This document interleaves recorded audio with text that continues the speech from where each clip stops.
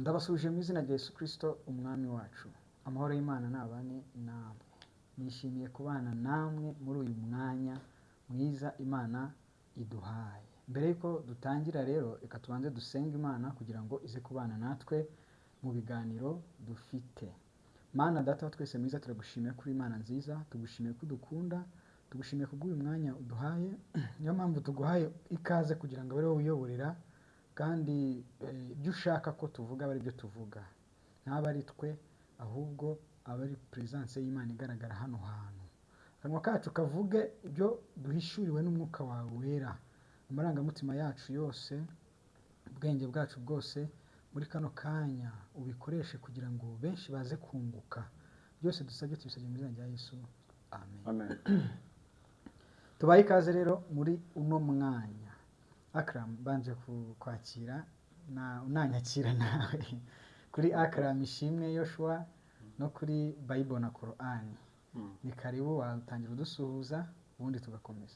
Arakoze cyane, no munsi nezerewe mu by'ukuri no kukwakira, tuganira tugiye gukora kuri recap y'ukuntu igiterane twatumiwemo cyagenze. No munsi turaza kuvuga ku munsi wa mbere n'umunsi wa kabiri, turabahereza overview y'ibintu byose byo twabonyemo, kandi nuko twasenze kugira ngo Imana idufashe ntihagire ikintu tunyuraho nyine just tutabonyemo ukuri kwacyo. Yego. Yes.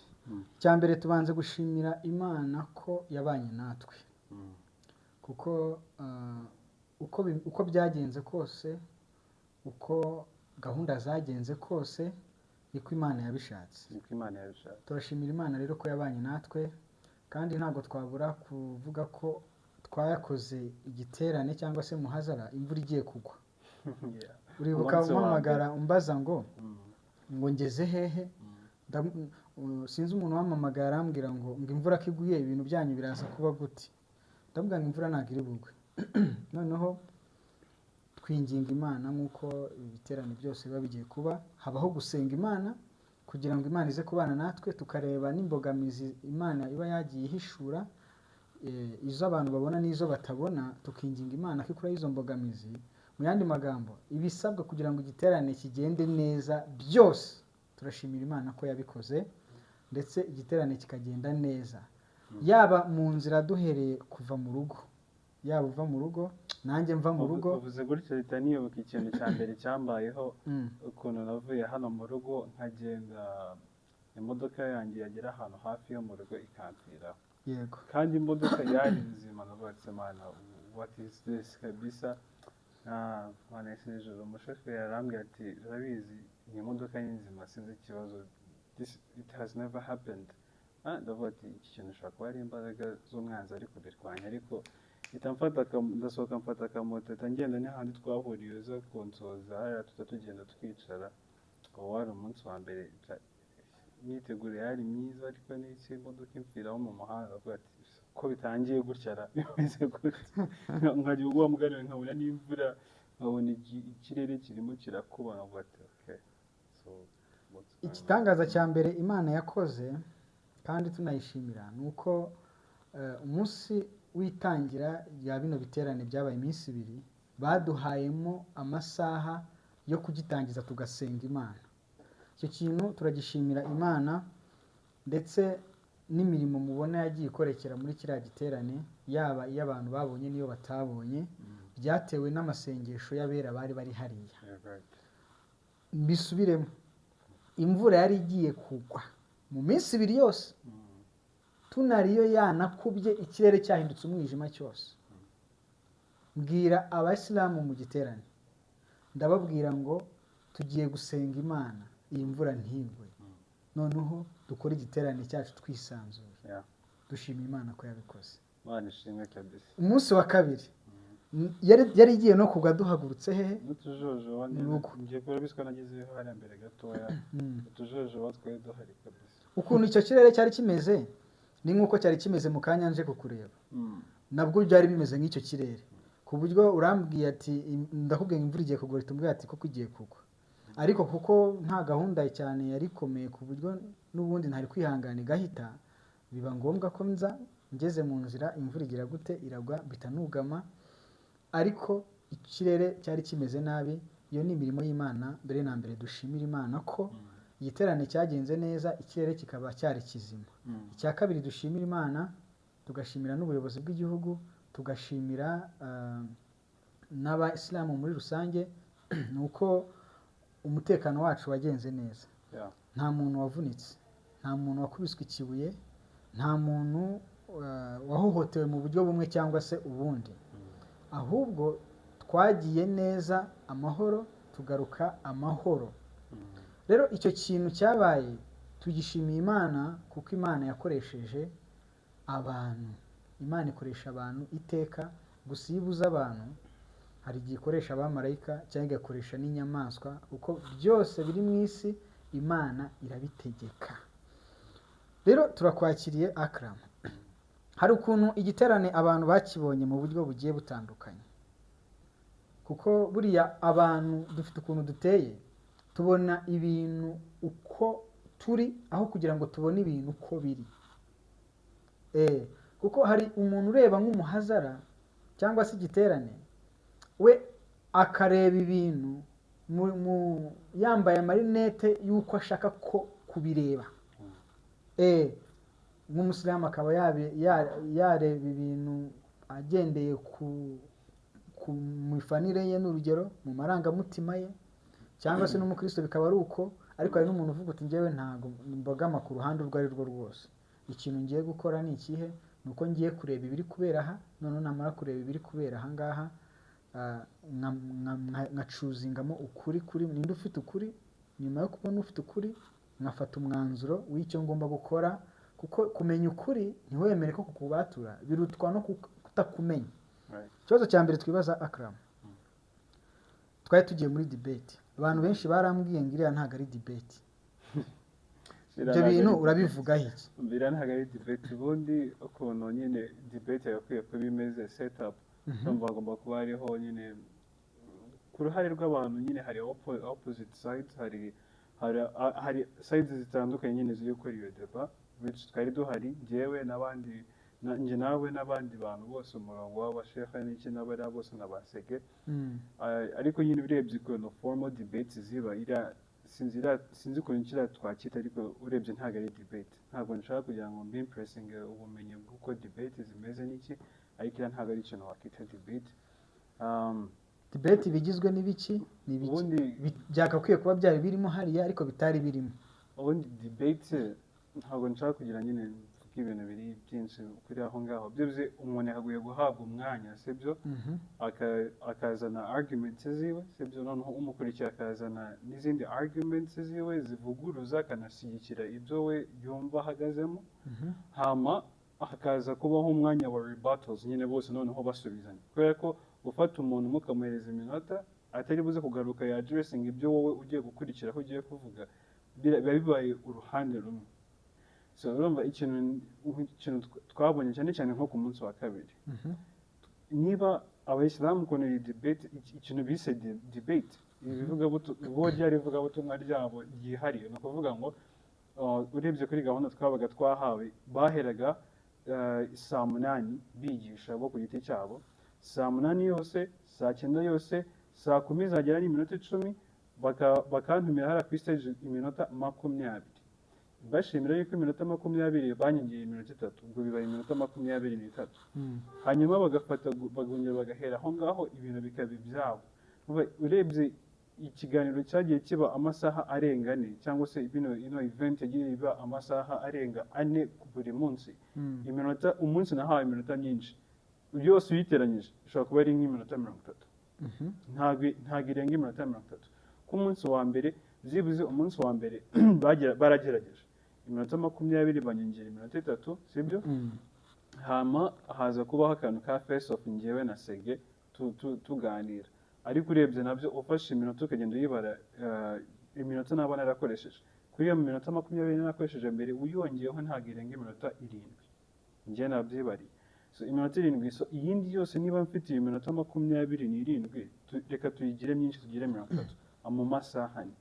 Bo bahereye sangaye hose bashyigikira ibyabo, bigisha ibyabo, ariko twebwe nta nubwo baduhegekera nk'iminota 30 and ikintu nyine mu minsi ibiri iminsi ibiri iminota 30 ku munsi wo kwa gatandatu no ku munsi wo ku cyumweru ho ni bibi cyane kurushaho turi buze kubiganira ariko nyine ikindi mbere yuko tunajya naho hantu deep debate ubundi ugomba kuba ifite na close examination mbese niba hari n'ikintu mwaganiriyeho sibyo topics runaka reka turebe ibi ngibi ni ibintu birebire icyo nshaka kuvuga hagomba kubamo uruhande rudesida sibyo cyangwa se ruzana rushyira ukuri ku bintu byavuzwe naho wenda bakanakira ibibazo bivuye mu bantu ibintu nk'ibyo ariko ni ibintu utabonye hariya hantu dufite abakristo bashaka kubaza ibibazo bakaza bakemera bagafata risk yuko bakavuga ati ngo dusa nkaho tugiye kwinjira idini bakaza hari imbere kumba ari abantu baje kubaza ibibazo bakumva ko baje kubaza ibibazo bakabirukana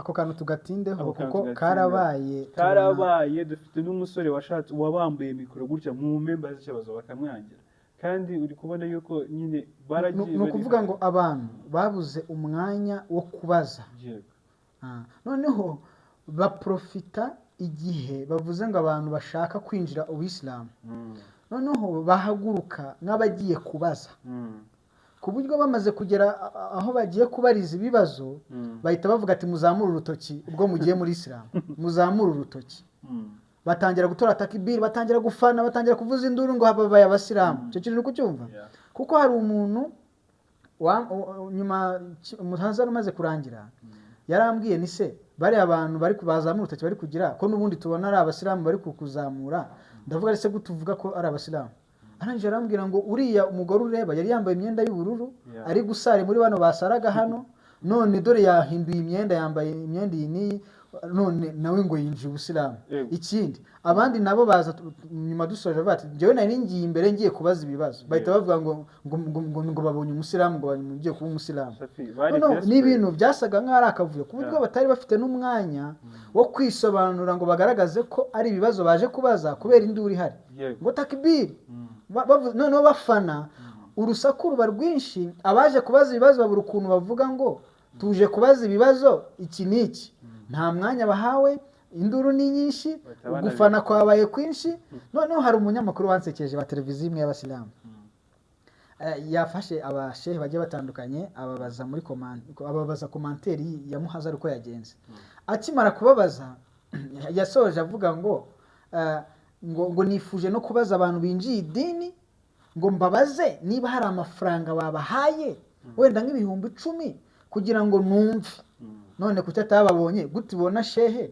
ukabona uriya musomyi urumva ukabona uriya musomyi ukabona Ahmedi abo si abantu bagoye kubona warangiza ukabona n'abandi bagiye bari abashehe bigishe ba Twaibu ukambwira ngo umuntu winjiye idini ngo wowe wamubuze kandi uwo muntu mumufata nk'ukomeye impamvu rero baba batamuzanye ni iyi niba muzana se bakamukoresha ikiganiro abantu basanzwe bamuzi ari umusilamu ntibaba basebye urumva njye icyo nabibonyemo n'amakuru mfite ntari budisclosing sources of information mfite nuko twakurikiwe n'abantu nyine bakatubwira ati bariya turabazi basanzwe ari abayisilamu bamwe muri bo kandi ikindi kintu tactique bakoresha urumva umunsi wa mbere twaragiye dukora iriya debate habura umuntu n'umwe wabuza muri biriya bintu ubundi ni ibintu bitabaho kuri bariya abantu kuba bakigisha bakabura umuntu nyine uza mu buyobe bwabo so noneho umunsi wa kabiri ngira ngo ni tactique bakoresheje hari n'ikindi kintu bakoresha ko abakozi bo mu ngo zabo niba umuntu ari urugo rwa kisilamu bakazana umukozi nyine uvuye mu cyaro mu giturage ahantu runaka akaza kubakorera ari umukristo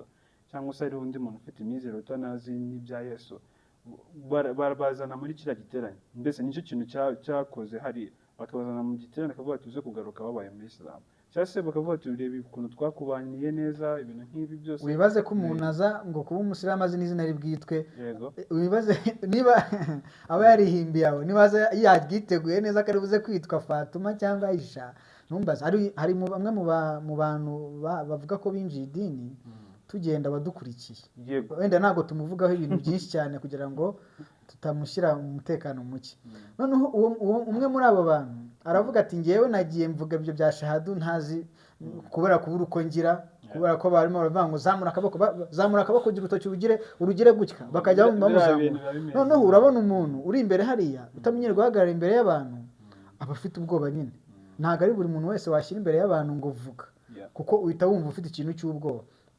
Rero azamuye urutoki avuga ari amagambo, hari igihe abantu bajyafata nka yoroshye bakavuga ati si amagambo gusa mvuga, hari ikintu ndi bube. Nyamara ari amagambo abantu batura yo kwihakana Kristo. Umwihaka. Bibiliya iravuga ngo nunyihakanira imbere y'abana b'abantu nanjye nzakwihakanira imbere ya data. Right. Nyuma yaho umutima waramuriye amaze kuzamura urutoki, Mm. araza yegera umwe muri timu twari turi kumwe, akora iki? Aramubwira ati navuze aya magambo munyatuza agakiza. Yeah. In fact turabafite badukurikiye cya kintu n'ubwa mbere nari nkibonye, ubundi urabona kuriya batubwiye ati tujye hariya ku munsi wa mbere nyine duhamagara abantu kwakira agakiza. Wanyetse icyo yanditswe ndavuga ati nabonaga ari cyiza ko ndavuga ati hoya iki ntabwo ari cyo nkwiriye gukoresha kubera yuko ngewe nemeranya nuko ijambo ry'Imana rivuga ati niba wizeza umutima wawe ukatuza akanwa kawe yuko Kristo Imana yamuzuye mu bapfuye, uwo nguwo ni ugutsindishiriza uwo Yesu. Kandi icyo bisaba ni ukwizeza umutima wawe. Si ngombwa ngo uze hari imbere kubera urabona ibintu byabo byose ni ukuza show off, isamura urutoki, vuga ibi n'ibi, nyine ni imbaga kugira ngo just n'umusilamu rero kuba yava muri iyo setting nyine akavuga ati ari kubona abantu bose 99% hari abari abasilamu, abavemo aze hariya ngo aje kwakira agakiza n'iki, it's hard for them. So niyo mpamvu bavuze ati wowe si ngombwa ngo uze hano, nubyiza umutima wawe Imana iragukiza. Niyo mpamvu twabonye abana badukurikira bamwe bari ab'abasore bariya, noneho bakatubwira biriya bintu byaranejeje mu mutima nyamvuze ati byibuze kino giterane niba Imana nyine yari igambiriye yagiraga mu irokorero bwayo. And ariko turi kujya mu munsi wo kuwa kabiri, ubundi tubanze tuganire ku munsi wa mbere. Mbere na mbere reka tubahe overview, mwihangane ntabwo yewe turasekeje. Umunsi wa mbere ubundi tubanze tuvuge bajya kudutumira, duhere ku munsi wa mbere. Ubundi tubanze turebe ngo ni ibiki twari twavuganye iki, cyangwa se ni ayahe mategeko yagombaga kubahirizwa mu giterane cyangwa se mu muhazara. Urupapuro rwandikishijwe imashini, yaba njye yaba wowe yaba abasilamu bari barufite. Kandi mbere yo kugira ngo dukore umuhazara habayeho kubanza guhura n'abo basilamu. Njyewe nagiye guhura n'abashehe, nagiye guhura na Sege, mpura na Ahmedi, mpura n'uriya wamusemuriraga, mpura n'uriya Zuba, ni Zuba ni Nzobe, nawe turahura. Hari n'undi mushehe ubyibushye munini cyane baramubonye aza kwicara imbere, nawe twarahuye. Yari timu y'abantu benshi nagiye guhura nabo. Noneho mu guhura nabo hari ibyo twumvikanye bigomba kuba biri mu muhazara. Mu by'ukuri mwese mudukurikiye, tutagiye kuvuga ngo turabogamira ku Bukristo cyangwa se turasebya Ubusilamu, umuntu wese ujya mu ijuru, umuntu wese uvuga ko akorera Imana, umuntu wese uvuga ko inzira arimo ari y'ukuri, akwiye kuba arangwa n'ukuri. Hari ikintu wigeze kumbwira umwe mu bashehe, wenda ntabwo tumuvuze izina, urambwira ngo runaka ntabwo ari umunyakuri. Njye namuvuga mu izina, ntabwo wamfite Sheikh Ahmed ntabwo ari umunyakuri. Kubera iki? Ibyo twaza kubigeraho mu munsi wa kabiri. Reka dukomeze. Noneho hari ibyo twari twavuganye. Barambwira ni rero Shafi, ubuze Akram kuvuga ibintu byo gusebanya. Baranyihanangiriza. Barambwira ati Shafi, ubuze Akram ibintu byo gusebanya. Icyo ni icyambere. Icya kabiri, umubuze kuva muri topic akaba yazana ibintu bitari muri topic. Cya gatatu, akurikize iminota twamuhaye, yubahiriza iki igihe. Icya kane, kuhagera ni saa 9, saa 10 ni ugutangira. Ibyo si ibintu birimo. Noneho tutagiye kuvuga wenda n'ibindi bigiye bitandukanye, uko twabipanze ibintu bigomba kugenda. Natunguwe no kubona ibintu bishya bitari mu byo twavuganye. Kuko muri oreri y'ibintu byari gukorwa mu giterane, icyambere hari harimo ikintu cyo kuvuga ngo turasenga. Ku ruhande rw'abasilamu, Ahmedi arasoma Qur'an cyangwa bashaka umwana usoma Qur'an nko mu buryo bwabo bwo gusoma idua no gusenga kugira ngo igiterane kigende neza. Noneho barambwira bati nta nubwo tugomba gusenga twenyine kuko turabifatanyije, umwanya tubonye nawe ugomba kuwubona. Nawe ku ruhande rw'abakristo ndaguha, usenge cyangwa undi muntu ushaka asenge. Ibyo ngibyo barabikoze ku munsi wa mbere. Umunsi wa mbere turanabibashimira. Turanabibashimira kandi mwarakoze. Icyo ni icya mbere. Ariko bigeze ku munsi wa kabiri babonye ko icyo kintu ubwo tukujya ku munsi wa kabiri nk'iyotse. tube turetse kujya ku munsi wa kabiri. Irangenga bihe uko wari iyo ibyo wasinyiye noneho bakaza bakashyiramo ibindi bintu ni ibiki bashyizemo twe wowe utari wemeranya. Aha. Nyuma yo kwemeranywa ko hagomba kubanza usoma Qur'ani n'usenga ku ruhande rw'abakristo bahereye izo saa 8 zose. Bo mbere y'uko ibyo biba babanje gufata umwanya wo guhera saa 8 bari gukora icyo twakwita katubyite virusi. Ni nko gufata umuntu bashimangira ibyabo bari gusa nkaho bategura abasilamu babo mu buryo ibiri buze kuba nyuma batari buze kubasha kubyumva. Babyita gutegura ubutaka. Bari umuhinzi agiye guhinga, hari ukuntu abanza guhinga akavanamo urwiri kugira ngo imbuto nijyamo izasanga ubutaka ari bugize gute, ari buzima. Bo rero bari gukora nk'ikintu cyo guteramo urwiri kugira ngo nitubiba imbuto y'ijambo ry'Imana ntihagire ahantu iza kugira gute gufata. Ubwo n'uburenganzira bwabo. Saa 8 zose kandi noza Abraham yavuze yuko yagezeyo saa 7:50 gutya kumva n'ubundi hari ibindi bikorwa byaye biri kuba. Nubwo we hageze mbere ya saa 8 asanga n'ubundi hari ibindi bikorwa byaye biri kuba ko hari ubahereza umwanya abana bashobora gukora igisomo cya Qur'ani n'ibintu nk'ibyo byose. Ariko ukomeza ahantu ngiye nshaka ko tuza kuvugaho hari umuntu badushyiriye icyo kintu ndakanyivuga. Noneho twatunguwe ku munsi muri iryo joro igiterane kibyuka kiba bari kutubwira ngo hari umupasiteri ugomba kuvuga ijambo kandi adafite n'iminota itari mike, iminota yenda kungana n'iyawe.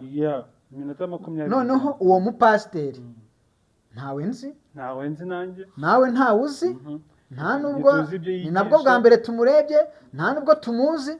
Uwo mupasiteri n'ikimenyetso tubahereza yuko uwo mupasiteri ahari yari yicaye n'imbere. Twageze iyo dusanga aricaye bro, yicaye mu mwanya wacu. Mu myanya yacu tuvase.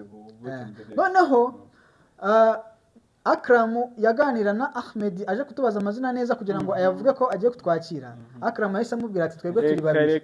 Reka namubwira ati reka mubwire.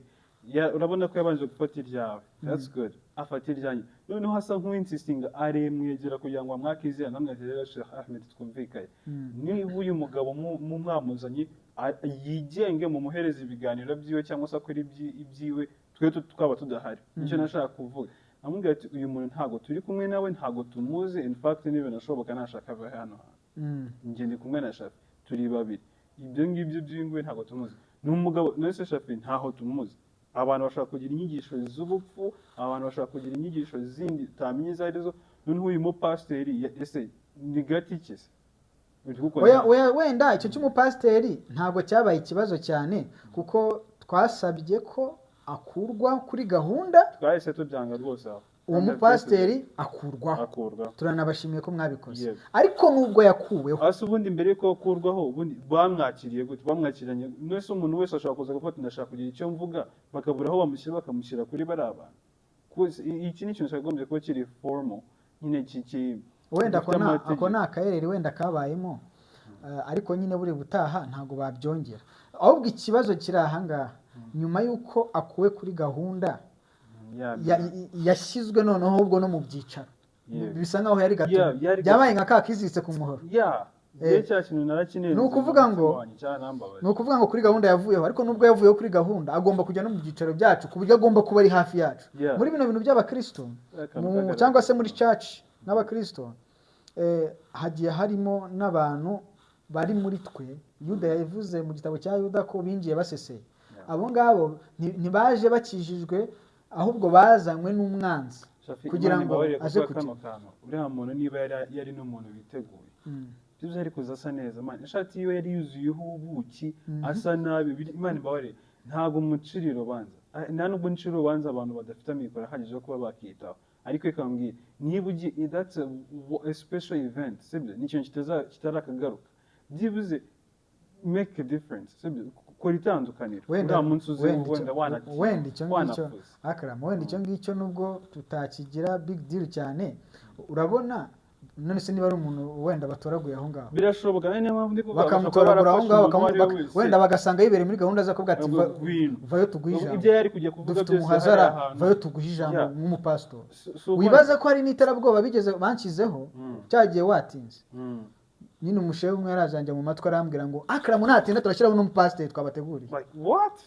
bigasa nkaho ari ukugukangisha uwo mupasiteri udashaka ajyaho kugira ngo wihute uze mbere y'igihe kandi se byari sangahe njye byari saa 10 bashaka ko magera saa 8 n'igice gukora iki ko amasaha yacu yari apanzwe tuyazi twagomba kwiyubahiriza ariko ikintu cy'uyu mupasiteri njye ubwanjye namurije abaza byine n'ahantu yaricaye it's like nyine bagiraga bagaragaze ko hari umuntu turi kumwe byo n'ukuntu yasaga reka mbere ntago rwose ndi kumuveba ukwasa n'iki ntago nabivugaho ntago nzi background yiwe ntago nzi uko abayo ariko byibuze nyine yagomba gushowinga a certain class nyine ukuntu wenda uko dusa n'iki hari irindi hame ryapfuye Akram urabona twavuganye ko gusebanya nta birimo aho ngaho tubone tubavuga none reka nkubwire ikintu ngiye kuhavugaho gute ibintu mutubuza ko gusebanya bitemewe Akram yajyaho mugatangira kuvuga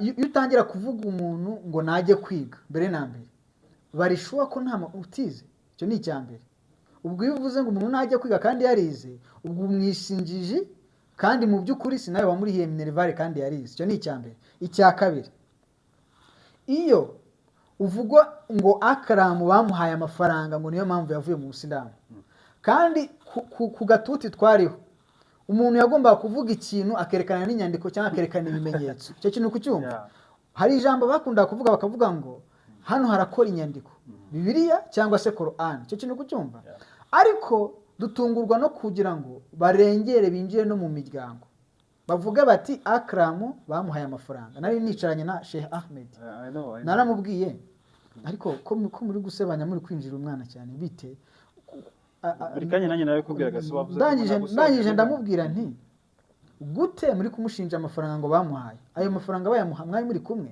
uzi ukuntu yambwiye yarambwiye nawe ubwo se we niwe muntu utazi ko bayamuhaye niko yambwiye aravuga wowe uri aho ngaho utazi ko Akram yahawe amafaranga ku buryo hari n'abantu twagiye kwicara ahantu tutandukanye iterane kirangiye barakubaza ni se amafaranga baguhaye ari hehe nanjye uriya muntu yari maze abaza uyu muntu ari serious nabaza ariko narabyumvishe mama gusa mbere yo kujya aho ngaho byisebanya barimo barasuhuza kwa kundi aba MC babaherezaga ijambo bavuga ati ngwino usuhuze twagiye tuvuga ati amahoro y'Imana abane nani ariko bari abantu sinzi niba wanabonye indamutso batangaga cyangwa se insuhuzanyo batangaga bavuga ngo amahoro y'Imana abane namwe abayisilamu niba kubahatura salamu ngo nabo mu Islam yavuyemo ngo aba murtadi namwe like why do you have to say that urabivugira iki ngo naba apakajya batureberega buriya kari akantu bakoze niko katumye nanjye njye imbere yabo ngavuga ndabashuze mu izina rya Yesu ndangiye ndanavuga ngo amaraso ya Yesu ababeho uzi impamvu nabivuze kuko natwe baducokozaga bavuga ngo murutadi kuko nzi ko nanjye iyo uvuze izina Yesu reka tubivuge abantu babimenye iyo uvuze izina Yesu bibangamira abasilamu rero kuko bibangamira abasilamu iryo zina rya Yesu natwe bakaba baravugaga bavuga murutadi icyo kintu kucyumva nanjye naravuze none murimo muradusesereza natwe noneho ntitugiye kubasesereza noneho nabi tugiye kubasesereza tubabwira ibyiza bibakiza ndavuga na amaraso ya Yesu ababeho kandi ndabashuze mu izina rya Yesu ntabwo nari nyobewe yuko navanga amahoro y'Imana n'abane nawe nabikoze kuko natwe batwendereje kandi ibyo nakoze si bibi ku ruhande rwacu nk'abakristo nuko nabibyo bakoze ku ruhande rwabo atari bibi ariko byarabangamye icyo ni icyambere icya kabiri kuba bategura intebe zacu turi babiri barategura intebe nke abo bandi bantu bagiye kutuzanira nabi bashaka abantu batwegera icyo ngicyo usibye ko njye nanazikuyeho hari iyo bazanye binsista ko iriho ngenda yifatanya ijana hirya ahubwo dore ikintu kindi urumva tugiye gusa nk'aho bajya mu munsi wa mbere neza ubwo njye personally kamvuga ukuntu njye nabibonye nyine urumva bakoze introduction mbi batwita amazina ariko njyewe mind you reka mbabwize ukuri uwo muzi kuri TikTok uwo mwabonye ibyo mwumvisha muvuga mubona n'iki nagiye hari andi umuntu utandukanye first of all reka mbabwize ukuri kino kintu nyishyiraho n'umucyo iyo ndi gukora bino bintu bya TikTok iyo ngize ikintu nakandika cya script aba ari nk'umurongo wa Korani cyangwa se verse ndi kwireferaho ya Bibiliya ariko ibyo mvuga ibi biba biri kuva mu mutwe sibyo ntabwo ari ikintu nyine ntabwo akenshi singira script noneho ikintu cyambayeho bwa mbere nkitera kuri stage ibintu byose byose bigena nagize akantu ka panic attack singiye kubabeshya n'ubwa mbere nari ngiye muri setting imeze kuri imbere y'abantu bangana kuriya imbere yo kuvuga mu ruhame kuri so ibintu byanye byose byose bisa nk'ibindi ikindi kintu wenda kandi si wowe gusa cyabaho n'undi muntu wese ukigera bwa mbere imbere y'abantu akavuga uwo muntu cyamubaho nubwo ataba ari kubwiriza urabona Akram hari ikintu cyo kumenyera kuvuga mu ruhame kumenyera kuvuga mu ruhame ni impano icyo kintu kucyumva iyo rero ugiye bwa mbere imbere y'abantu bagiye batandukanye y'imbaga y'abantu bangana kuriya ukavuga ari ubwa mbere byange bikunde kuba wabura icyo uvuga bishobora kuba byaba atari nuko ari satani ukurwanyije icyo kintu kucyumva icyo ni icya mbere icya kabiri Akram nibwo bwa mbere wari ukoze debate bwa mbere noneho kuba rero ari ubwa mbere ugiye kuyikora bivuze ko nta experience yayo wari ufite icyo ni icya kabiri icya gatatu n'uwo mwari mugiye kuyikorana ni umuntu umaze imyaka n'imyaka ayikora sirenze 15 ngira ngo yavuze 20 sirenze 15 icya gatatu n'uwo mugiye kuyikorana agufitiye ubwoba urumva yahurije bataye agufitiye ubwoba ku rwego yumva ko naguha umwanya ungana n'uwo afite ari butsindwe tubyite gutsindwa kuko abasilamu bari ngo bazi ngo baratsinze rwose ngo Islam ngo ni dini y'Imana ngo iyo ritsinda icyo kintu kucyumva noneho bagashingira ku kuba barafashe umwanya uhagije we ntayo baguhaye ngo baratsinze bakaduhereza amasaha 20 ngo baratsinze umunsi wa kabiri ndashaka ko tuza kuvuga specific ariko icyo ndi kuvuga hano ku munsi wa mbere stepping on the stage ibintu bisa nkaho bigiye iminota navuzemo 20 niba hari script nayo narayibagiwe nta nubwo nigeze nsoma buriya ni naho hari ahantu navuze nashaka kuvuga ubutumwa bwiza uko bwanditswe na Mariko nshaka kuvuga ibice 12 mvuga 12 uwo murongo udahari Imana isenje nare ubwabyo rero ahubwo reka natangiranye isengesho ubu byabyumva bazabyumva ntangiye kuvuga ati mwami Yesu ndebye gutya mbambonye nyogokuruza wanjye isengesho riba riragiye nyogokuruza wanjye abyara nyogokuru wanjye yego isengesho riba riragiye kubita amaso mbona babyara banjye bose mbona noneho aba ari byo mvuga instead yo gukora isengesho ubwo umutima utangira kujya kuri abo umutima utangira kujya kuri focusinge ku ya script already nayibagiwe ibintu byose imirongo yose nari mfite biri serious yahise igenda shafi sinye kubeshya na script sinigeze nanareba mu kaye ngo mbe navuga ibintu biri mu kaye ahubwo natangiye nyine avuga ibintu azif nyine I was trying zibuze baba bamaye nk'umwitangirizwa akaba aribo babanje noneho ngiye nkaza wenda ngira hari ukuntu ubona nari kwitwara ariko bya bintu byari bigoye ikintu ndi kuvuga nyine hano hari ahantu nabonye imbaraga z'Imana zidasanzwe sinzi ko abantu ntago bapfa kubyumva hari ikintu nakoze ntago ari ngiye wikoresha gashafi seriously murebe neza nta script nari mfite no kuvuga umurongo nkasanga ntago ariho nasubiza amaso umuntu ashobora kuvuga ati ariko kutagira script ni amakosa yawe ntago ari ayacu nari nyifite nanditse no mu mutwe ngiye I have a good memory urumva nshobora ku script uko yabingana kose nayigiraho gutyo nyine detailed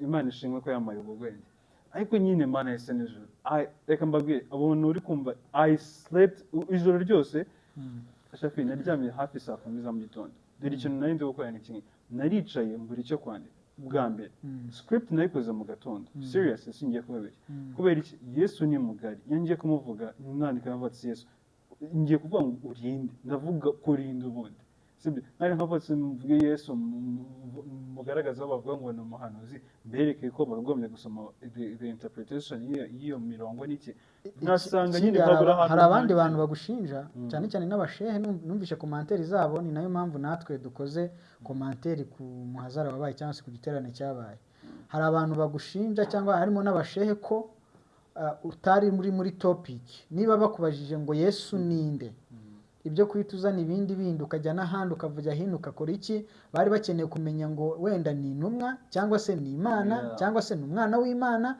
mbese ukinjiramo aho nyine ngo ntusohokemo aho hantu turi buze kuhagera nimpagera uze kumva ikintu nshaka kuvuga kugira n'abantu bamenye ikinyoma cy'uriya magambo. So urumva niba nyine ndi kunyuza muri karakara debrief nyine ukuntu nyine ibintu nabipanze ukuntu byangendekeye no kuba ndi hariya on the stage ibintu ndabyibagiwe ndi gupfa kugira nyine kuza. That's my first time. Ni ubwa mbere ngiye gukora biriya bintu. At least ndagerageje kubw'imbaraga z'Imana kambaguze ko icyubahiro ni icy'Imana ntabwo urayari igihe. Noneho iminota yacu 20 ivuyeho haza uriya Twaib. Reka mbabwize ukuri iki kintu mucyumve neza. Ntangariye bari abantu cyakoze bazi ibyanditswe nyine azin bazi imirongo ibibazo Yohana 1 Yohana 5 Yohana 100 nibi nabaho bazanayizana kandi tabu biri impamvu ndi kubabaza izana Bibiliya yanyereka yuko Yesu yapfuye akazuka. In fact akerekana inshuro zitandukanye sibyo akerekana ubwo abigishwe Toma tarahari ubwo nabyo bifite impamvu exactly yo kuvuga ati impamvu Yohana yandika yashizemo ya segment akongera kwiyerekana indi nshuro ya kabiri kubera ko harimo n'abigishwa be bashidikanyaga ko Yesu yazutse. Akababwira ati mushyiremo ibiganza mu ntoboro zaho banteye imisumari n'iki akazamura umwenda wiwe akabereka ahantu bamucumise icumu ariko umuntu still nguriya ngo niba ari Twaib ari gushaka ahantu Yesu yaba atarazutse agiye mu Baheburayo. Man reka ngwizwe nahise mvuga ati mana what kind of people are these guys uri kuvanana n'icaye nabaye singiye kukubeshya numvishe ikintu kiba rero ni iki akaramu ukuntu biba byagenze bafata akarongo kamwe icyo kintu kucyumva kavuga ibijyanye n'ibyo bashaka kuvuga noneho agahita abwira umusomera ngo hagarara aho ngaho urekeraho ku buryo akoze ikosa umusomera agakomeza akagenda abibonye se namwe ati songa umurongo ukurikiye uko yasomaga Hebrews 5:7 I believe noneho undi murongo wa 8 bavuga ko he suffered. So no he suffering kubabazwa yababajwe gute noneho niba atarapfuye Yesu it made no sense uri kumva asomye umurongo no man bari abantu ninjaje seriously ndabivuze mbisubiyemo none se kwari kuzana hariya what about others the gospels no ubutumwa bwiza uko bwanditswe na Matthew Mark Luke and John bagaragaza those are accounts z'abantu bari kumwe na Yesu sibyo babona ko Yesu hari ikintu umuntu yambwiye muri commentaire nsanga nicyo yarambwiye ngo Shafi hano mu bihugu by'Abarabu ntago Bibiliya yemewe icyo kintu kucyumva niyo bayigufatanye bagukatira burundu cyangwa bakakwica kintu kucyumva none iyo Bibiliya itemewe mu Basilamu aho Islam ikomoka ni gute Abasilamu bo mu Rwanda ariyo bakoresha bazana abantu muri Islam none ahitambwira ngo ubwo ngubwo urumva ibyo baba barimo barakoresha atari ibinyoma atari ubuyobe bashaka kuyobya abantu kandi na Qur'an na Allah atabemera gukoresha Bibiliya zana abantu mu Basilamu ndiyo nararebye kuko ntago naje mbere mu masaa 8 nigeze narebye ibyabaye imbere nyine kuba bafashe record video zirahari mbona bari kwigisha urukundo Abasilamu tugomba gukundana Allah adusaba gukundana mukundane noneho nkatangazwa no kubona imirongo bari kwerekana ko Allah basaba gukundana iri muri Bibiliya noneho nkibaza ko Allah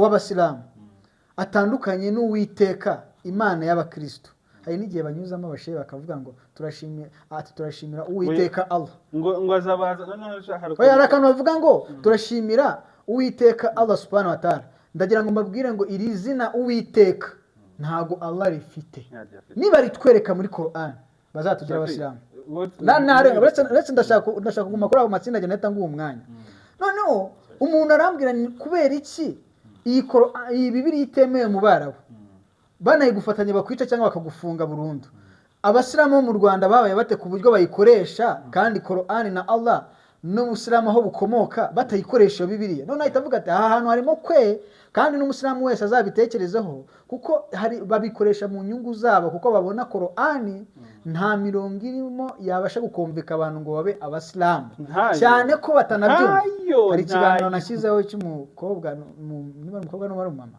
kuri Bible na Qur'an bazakibona ambwira icyarabo ndambwira ibyo bisobanura iki ntago mbizi mubaza uko asari iyo usari ukajya uvuga iki subhana rabbil azim arabivuga babisobanura ntago mbizi none se ko usenga ibyo utumva ukaba ubizi mu cyarabo ubwirwa n'iki ko batari kukubwira imitongero n'ibiki byose utanazi icyo si ikibazo noneho kubera yuko ibyo bintu bitabasha gukomveka abantu ngo babe abasilamu bahita bifashisha Bibiliya na mufti w'abayisilamu yatangaje ko ngo Imana ari imwe Imana y'abasilamu n'abakristo ngo ari imwe kugira ngo bize byunganira mu gukoresha Bibiliya kwabo babeshya ko Allah ari we Uwiteka. Komeza icyo wari ugiye kumbwira. Nyemerera musubize inyuma gatoya aho ku kintu avuze ko nyine Qur'an itemereye kuba yakoreshwa. Iyi ni observation yanjye ubwanye niboneye hariya hantu ndi hariya. Niba Bibiliya inyereka ko Yesu yapfuye akazuka kandi n'abigishwa be they are testifying to that. Ukagenda ugashaka umurongo wo muri Bibiliya ubuze kukubwira ati ntabwo Yesu yazutse. Like that's so crazy. Noneho ikintu nabonye nabona murongo wabasomeyeho muri suratu al-Ahzab iyo ni sura ya 33 umurongo wa 36 kubwira ati ngo icyo Allah yavuze n'intumwa yiwe ntiwemereye kugishidikanyaho nugishidikanyaho ubu gutyo wowe uzabutanyuza wavuye mu nzira shafi ni ugushidikanya naga kuvuga ati ngo ukora ibitandukanye cyangwa se ni ukubishidikanyaho doubting. So icyo kintu bwacyo cyanyeretse okay niba Qur'ani ibabuza kuba bashidikanya kuba bakoresha niyo logique kuba bagira ikintu basesengura mu byo Allah yavuze na Muhammad bari limite bazaba bayobye okay none reka tujye kwibasira ibindi bitabo. Iyo ni observation yanjye ni iyi logique babujijwe gukoresha muri Qur'an bayizana muri Bibiliya. None niyo mpamvu usanga sege iyo yakabyibuze iyi mirongo yakagombye kuba ziri muri Qur'an ayize mu Kinyarwanda ayize muri Bibiliya. Ubumenyi afite muri Bibiliya akabaye bufite muri Qur'an yaba ari n'umusilamu mwiza, which I doubt yuko kwiga icyarabukuze biragora. Niyo mpamvu ndi kubivuga gutya ndabizi yuko he knows like ibintu biceye. Ariko icyo ndi kuvuga hano iriya logique ibabuza kuyikoresha muri Qur'an barayizana bakayishyira muri Bibiliya ugasanga umuntu yanyweye Yohana 1 Yohana 5 Yohana 117 n'izitarimo bazazizana. Sibye ko n'ikindi hari abantu bavuga ko ngo sege wenda n'abandi ngo bazi Bibiliya cyane ariko ntabwo ari Bibiliya bazi uturongo dufasha kumvisha abantu ibinyoma byabo. Noneho utwo turongo baramutse baguhaye n'umwanya uhagije udusobanure ibyo binyoma byabo byahita bikubitwa hasi. Reka mbabwenge narababaye. Niyo mpamvu Akramu ibi bintu babizi we arebe Ahmed mu muhaza abari hafi yawe gato ku buryo nujya kubisobanura neza mikoro arayitwara. Mubu Akramu reka nkubaze barakubwiye ngo duha umurongo ugaragaza ko Yesu ari Imana bazabyumva muri video abantu narababwiye ngo umurongo urahari bati mu minota yarangiye.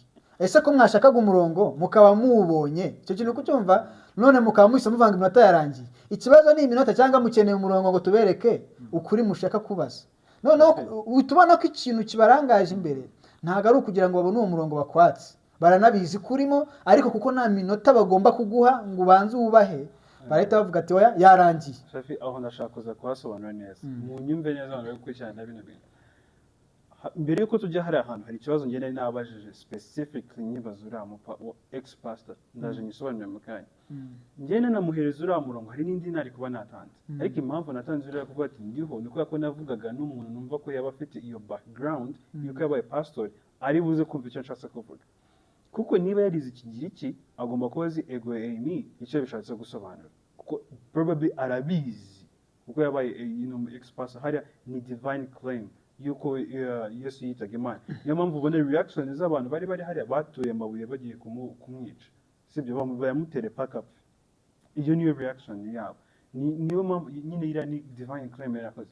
None hari ikibazo njye nabanje kubaza urebe reaction bampaye narabajije se Al-Hajj Sege wavuze yuko muri video nyine iriya yavuga ati ko yamade debate on public namaje se Sege waravuze yuko hariya aho wavuze mubwira umunota wa 20 muri iyo video iri kuri Easy Capital YouTube channel nono avuga yuko ngo uwo murongo ngo Yesu ngo hariya ngo ntabwo yavugaga ngo data azin papa Imana data yavuga ati ngo ni data buja njyumvisha njyumvisha sinabigira ikibazo cyane akomeje imbere ashimangira yuko ari kwigiheburayo kibivuga navuze ati wait a second ibintu ari kuvuga ndi kubyumva neza cyangwa subiza iminota inyuma njya kubitangira ngo hari abavuga ati ni databuja kandi ngo ni igiheburayo ni mu isezerano rishya.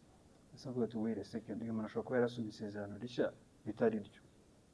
Uzi impamvu ni iyi ngiyi.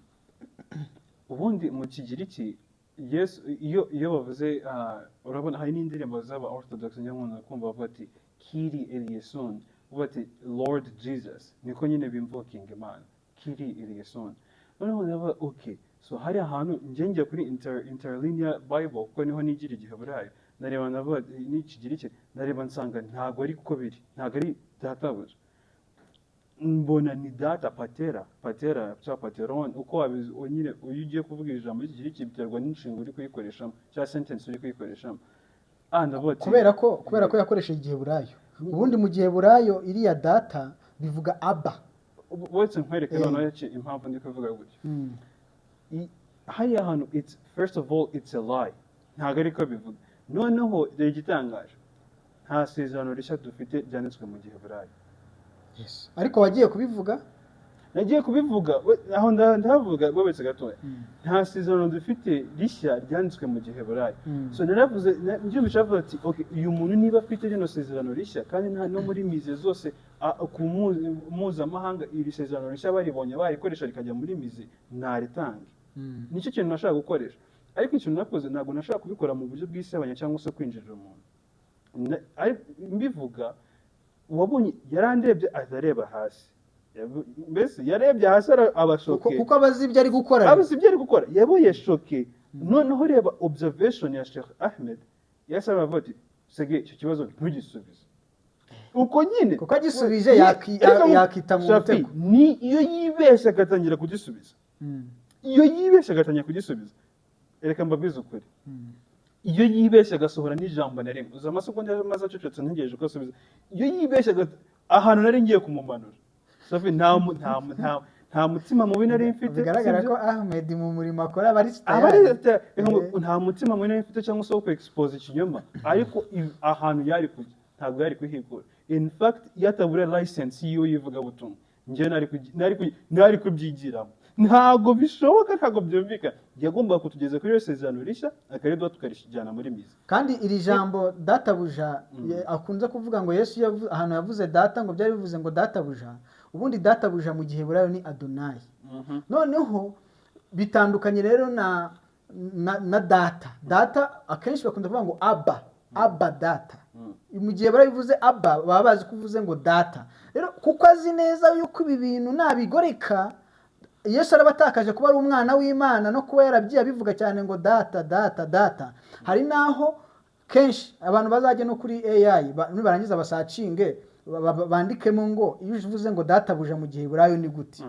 Barahita bakubwira ko ari Adonai cyangwa Kyrie. Yego. Ariko niba nandikamo ngo iyo uvuze ngo data, ijambo Yesu yakoresheje ngo data, wandike muri AI uyibaze kuko nabyo niyo technology yakoreshwa. Mu giheburayo data Yesu yakoresheje bivuga iki? Barahita bakubikubwira. Urumva nge impamvu hari ahantu nabivuze. Ubundi Yesu kubera Hellenistic nyine hari ahantu babaga nyine urabona Roma bwarakabye ibintu nk'ibyo byose. Ubundi abantu wenda nagize amafatse cyangwa se natekereje ko nyine ashobora kuba yaribeshye, ariko yari emphasizing inshuro zirenze imwe ko ari byo by'ukuri. Noneho navuga ati wait a second, ibintu harimo ikinyoma. Noneho ahantu ubona ko harimo kuko Yesu yavugaga icyarame, yavugaga igiheburayo na Greek of course, ariko iyo urebe muri zino synoptic gospels niyo kongeraho na John, urumva zino gospels ahantu ubona harimo nk'igiheburayo nkoranwa Yesu yagera ari kumusaka avuga ati Eloi Eloi lama sabachthani, urumva ko nicyo ni igiheburayo sibyo. Ariko ni ufite amagambo ni quote to quote arimo aravuga wenda ariko referencing kuko Eloi Eloi lama sabachthani iboneka muri Zaburi ya 22. Ibyo nyine ni kigaragaza ni prophecy yagiye kera cyane.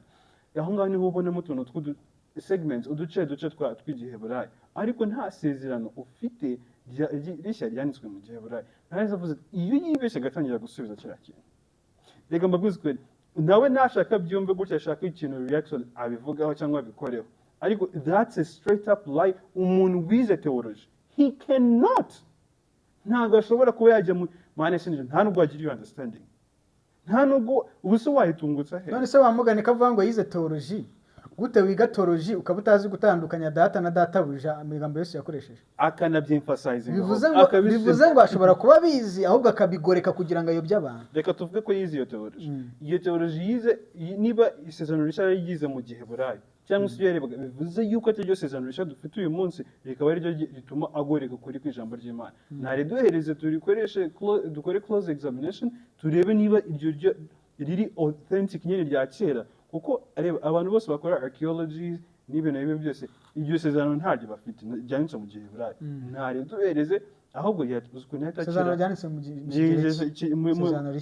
ryanditse mu gihe waduhereze ryanditse mu gihe burayi noneho barishyira muri mizi ukuntu yakira yaba umukire. Tumbwire muri uru Rwanda nta muntu wazigera amurusha amafaranga n'abandi bose bari kuri ya liste segirata mu wa mbere.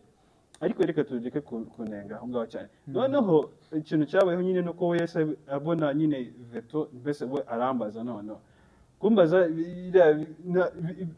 it's in all vague uri kumva kwako yashatse kumbaza ikambwire Shafi njye hari ahantu nagiye ndi umuntu utandukanye ntabwo nashaka kugaragara kwinsinuating amarangamutima y'abantu cyangwa se ngo mbereke ngo intellect yo mu bwonko cyangwa igihoya afite man reka njyembe humble wowe ugaragare. ubundi kubera ko turi ku munsi wa mbere kubera ko ntabwo twavuga iminsi ibiri yose iminota imaze kugenda iducika tuvuga ibintu utagenda utavuze ku munsi wa mbere kugira ngo ku munsi wa mbere tuwurangize aho ngaho nari nkiri urumva njye ubwo njye naravuze ati Imana y'isensho ntabwo nshaka kuyigaragaza wowe ivugireho ku giti cyawe. urumva naganiraga nawe nk'umuntu ufite understanding yuko abaye expert yari kumva ibyo ndi gushaka kuvuga hariya hantu ariko birangira nyine tuguye miswi niko nabyita nta wakonvince inzu ndi usibye kugenda akazana ibyanditswe abivangavanga bicabiranye n'iki byose. umunsi wa mbere mu kurangira nyine baduhe n'akanya tubashimire yuko bavuze ati bakiriye bahamagaye abantu babo ngo baba abasilamu babura none tubashimire Imana. natwe twebwe ntabwo twari dufite intention yo kuba twahamagara abantu bazi ahubwo no kubahamagara twebwe kuba Kristo hari akantu kabaye karancekeje nyine hari ukuntu useka nyine ubabaye hari akantu kabaye sinzi uwavuze ngo reka duhereze nawe ku mwanya wa Kristo nabo bahamagara abantu bashaka kuba abakristo. niba ari twayibo wahise uvuga ngo busenga hari umuntu ngo wava mu Isilamu akajya mu bakristo nyine mbese none se twebwe twavuye ese kuki abandi bo batazi kuki se abandi bo batazi hari abadukurikiye ubuse mbabwire umuntu ngiye wamamagaye w'umusilamu ufite na titiri ikomeye hano muri Isilamu arambwira nti ndashaka kuba umukristo nava muri Isilamu. yari umugore singiye kuvuga aherereye nahita mumenera ibanga bagata bamugendaho singiye kuvuga na titiri arimo gusa ayoboye muri bwa buyobozi bw'abagore bwo hejuru. arambwira nti ndashaka kuva ndamwira se umugabo wawe ntago biba ikibazo arambwira ngo n'umugabo wanjye twabyemeranyijwe ko tugomba kuba abakristo. icyo kintu kucyumva noneho arambwira nti ndifuza ko wamfasha Shafi mbwire nabatizwa gute. urumva yamaze gufata umwanzuro n'umugabo we barabikonfirima. icyo kintu kucyumva noneho arangije ndamubwira ni se ntabwo urahamye ubu ngubu ngube ngo reka ndacyambaye jiribabe aramwe ngo ndacyambaye jiribabe n'umugabo wanjye aracyambaye imyenda isanzwe n'ingofero no ku musigiti turacyajyayo ntago bazi ko ibyo bintu biri ku mutima wanjye gusa ndashaka gufata umwanzuro. icyo kintu kucyumva noneho se wowe mu minsi iri imbere muzamubona hari igihe nzanamuhamya wenda n'isura sinzayibereka isura ye mutazamutera ahantu cyangwa bigenda ukundi kuntu kuko aba agifite ubwoba abataramenya guhana. ariko turagira ngo tubabwire ngo abantu kiriya giterane n'ubundi ku bantu batekereza ko twakoze ubusa Bibiliya avanga ijambo ry'Imana ntirishobora kumanuka ngo rikore ibyo Imana yaritumiye ngo ntabwo rishobora kumanuka ngo risure ridakoze icyo rigomba gukora nk'uko imvura na shelegi bigaho gatose ubutaka ngo ni ko ijambo ry'Imana ritasure ridakoze icyo tugomba gukora. yes ngaho komeza uvuge dusoze. uyu munsi wa mbere dushaka twawrapinga hano tuburangirize hano tujye ku munsi wa kabiri straight. umunsi wa kabiri umunsi wa kabiri reka tuwukorere inuza yawo kuko ntabwo twavuga mu minota 5 harabura iminota nk'irindwi. reka dupfundikire ahangaha noneho upfundikire ugaragaza ibyo washimye n'ibyo wanenze mu ncamake tuhite dusoza.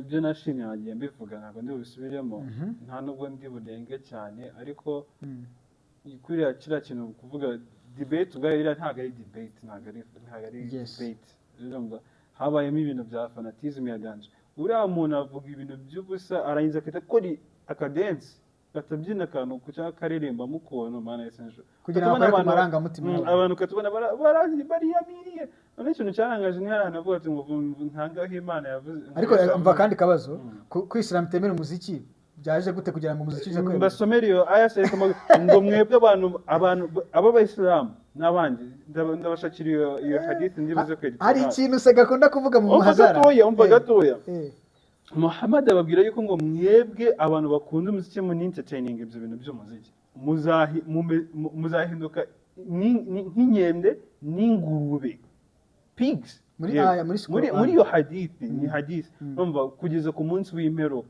ubu ngubu niba Muhammad ahari usabye ko ari mu gituro nyine ubu ngubu byararangiye na Allah wanyu niba ariho koko abareba nk'iki nk'utugurube cyangwa se nka monkey kandi buri muntu wese nkareba umuntu uri kuza nyandikira muri comment za TikTok nareba profile nkabona umuntu aba yikorera ibintu by'indirimbo n'ibintu nk'abatse aba bantu bahagaze muri sunna ariko uzarebe nkura wa muvandimwe ngo Sheikh Faraj niwo muntu uzababwira ati umuziki ni haramu akaje kabwa twira muri telefone y'umugabo wawe ni haramu kwitangira ukagira shinyo ni haramu abanyavuga ati ngo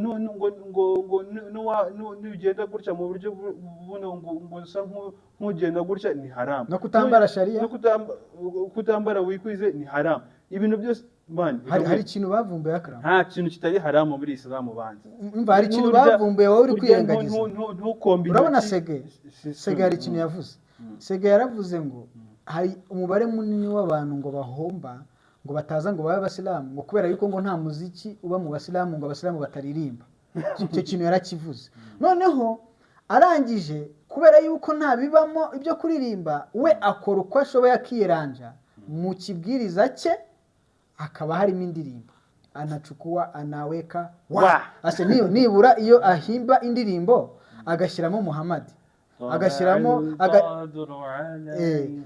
iyo ahimba icyo kintu abasilamu bagitekerezeho wajaba shukru alaina man da'a lil'idam akram umuziki ntabwo wemewe sibyo muri Islam none ko umuziki utemewe muri Islam nuwo baririmbye bakaba barimo barazanamo Diamond urashaka icyo ushaka baguhe yawe izo ndirimbo bari gushyiramo bakifashisha umuhanzi uri kuri hit mu baririmba ibintu bidafite ahantu bijyana abantu kwa Allah bakazishyira mu kibwiriza icyo kintu abantu bagitekerezaho yaba abasilamu batekereze se ko Quran itemera umuziki tukaba tubona uwo mwemera abikoresha mu bibwirizwa bye aho nta kintu muri kumvamo kubikoresha umuziki muri Islam ari haramu uwo mwemera ko avuga ngo ukuri akaba akoresha umuziki mwebwe birababwira iki cya kabiri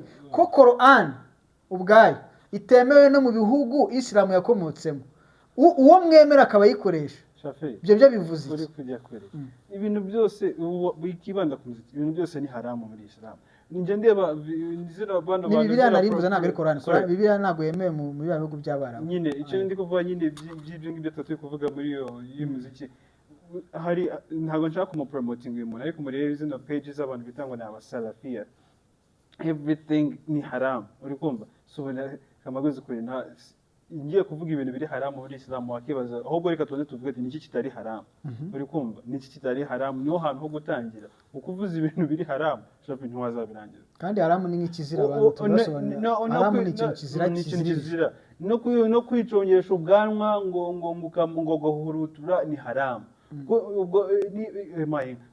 kuba wagira shinyo uri umugore ni haramu kuba wagira mbese kwitera imibavu ni haramu ku mugore kugenda kandi nibo baba bayiteye kurusha abandi banyuma bakaza ibintu biri haramu kandi shafi tugiye kubivuga nitwaza byose ariko dusoze tugira gutya kambabire hari akandi kantu ntabura gushimira reka dushime nanone nsoze nshima urabona dusoza baduhaye inzira ngo dutambuke kari akantu ni keza bavuga ati mubahereze inzira turabashimiye ako kantu ko kuvuga ngo mubahereze inzira batambuke bagende tukagenda mu mutekano inkeragutabara zituriho kuko akaramu reka nkubwire rero abantu bose ntabwo babishimiye kuri hariya cyangwa se wenda nayo ndi hariya icyo kintu kugira wenda bashobora kuba kugira nabi atari shehu bibatumye kubera ko wenda avuga ati korowani irabitwemerera ariko icyo kintu bagasa nkaho bavuga ati mu bahinzira batambuke umudugudu w'aho ngaho nako ushinzwe umutekano waho akakurikirana nyiragutabara bakoze kugira ngo bakumire abayisilamu bari bari kudukurikira uriya muntu w'umuyobozi wawe ati muhagare hano abantu twambutse umuhanda bashaka kudukurikira kubera bizi ko twebwe hari ahantu twagenda twicara tugatekereza tukaganira uko ibintu byagenze tunashimira Imana abakugira bate ari ahantu nabonye umwuka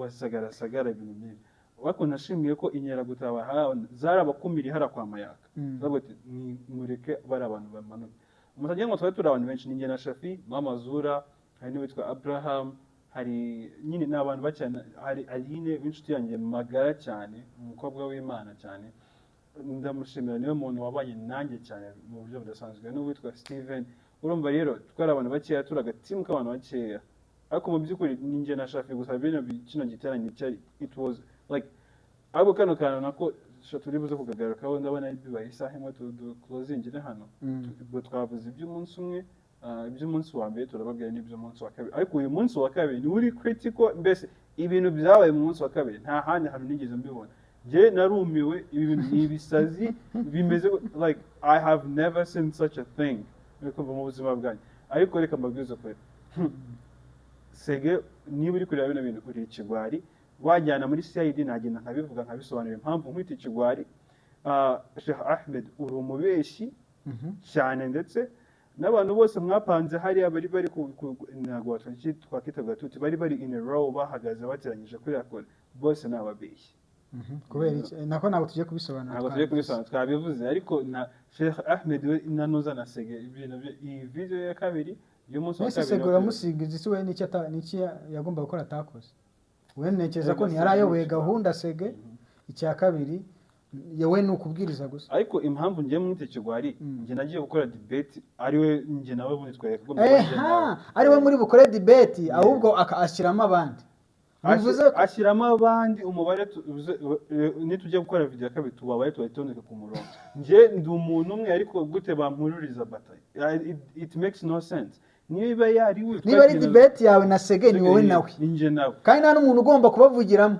ariko hazagamo umuntu hagati ngo azana mikoro yaba moderator wajya kuvuga akabara yikwaza yaba moderator Sege batayimwaka ngo abigisha ngo amateka ngo y'inkomoko z'amadini ngo abigisha kuri tawhidi n'abandi bantu baje kuba abandi ba MC hari ba MC babiri by the way undi mu MC nawe uriya Nzobe kandi abo MC bakari ababo bose uriya Nzobe nawe afite ibyo ari kwigisha ashimangira nkibaza what kind of debate is this ni debate y'abantu bangahe ku bantu bangahe nje nari nsko nje guhangana na Sege kuko nje ugeze ubona mbwiriza ngo mfate mikoro mbwiriza reka mvuge ko ari ngiyewe gusa yari uyu gusa nje nyine nagiye harako nkuko byari byumvikanwa ko Akaramu ni ugomba kuvuga Sege akavuga abandi tukicara tukareba ariko batayo kandi ibintu reka tuze kubijyamo indipo muri iyi video ya kabiri murakoze reka tubicumbikira hano noneho video ya kabiri mwayikurikirana nyuma ya Imana ibahumugisha kandi Imana bagire neza shalom